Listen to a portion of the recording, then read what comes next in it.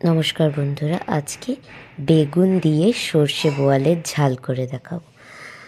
প্রথমে বোয়াল মাছটা নুন হলুদ মাখিয়ে অল্প তেল দিয়ে ভেজে নেবেন। বোয়াল মাছ খুব ফাটে, তাই একটু সাবধানে ভাজবেন।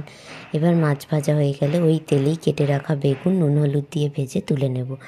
এবার কড়াইতে সামান্য তেল দিয়ে কালো জিরে কাঁচা লঙ্কা ফোড়ন দিয়ে একটু জিরে আদা বাটা দেব, দিয়ে ভালোভাবে নাড়াচাড়া করে একটু হলুদ গুঁড়ো দেব আর অল্প নুন দেব।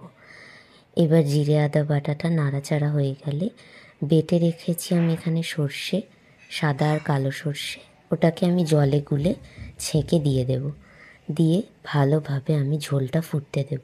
এবার সর্ষে বাটার গ্রেভি ভালোভাবে ফুটে উঠলেই ভেজে রাখা আগে থেকে মাছ আর বেগুনগুলো ওই ঝোলে দিয়ে দেব, দিয়ে একটু ঢাকা দিয়ে রেখে দেব। এবার ঢাকনা খুলে আপনারা আপনাদের প্রয়োজন মতো জলটা দেখে নেবেন। গ্রেভি যে যেমন খাবেন সেই হিসাবে গ্রেভি রেখে নামিয়ে নিলেই তৈরি গরম গরম সর্ষে বোয়ালের রেসিপি। একবার করে খেয়ে দেখবেন, আশা করি আপনাদের খুব ভালো লাগবে।